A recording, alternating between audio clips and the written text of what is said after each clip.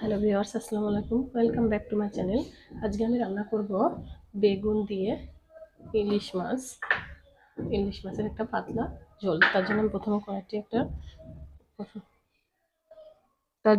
আমি চুলায় একটা কড়াই দিয়ে নিয়েছি। চুলাটা অন করে দিলাম। দিয়ে দিব তেল,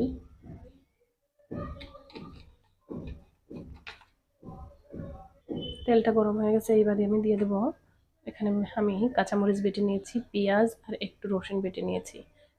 দিয়ে দেবো।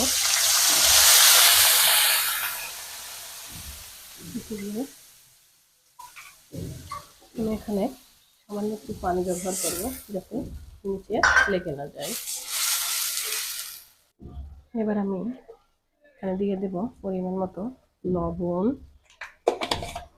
দিয়ে নেব হলুদ গুঁড়া, পরিমাণ মতো হলুদ গুঁড়া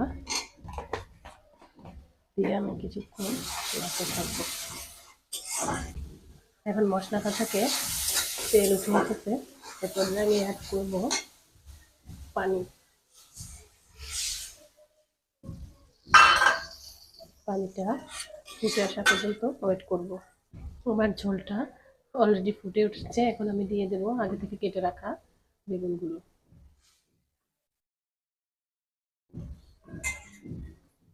বেগুন দিয়ে কিছুক্ষণ নেড়ে দিয়ে কিছুক্ষণ নেওয়ার পরে আমি ঢাকা দিয়ে দেবো। ফিরে আসছি 5 মিনিট পর।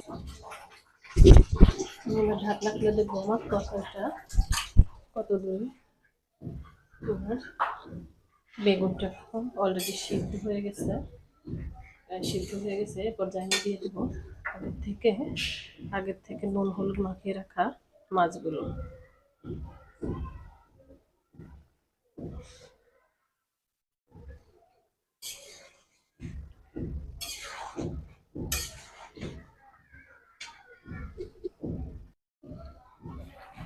আমার তরকারিটা প্রায় হয়ে আসছে।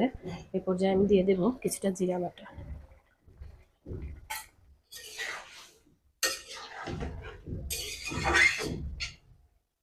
হয়ে গেল আমার মজাদার স্বাদের ইলিশ মাছ দিয়ে বেগুনের একটা পাতলা ঝোল।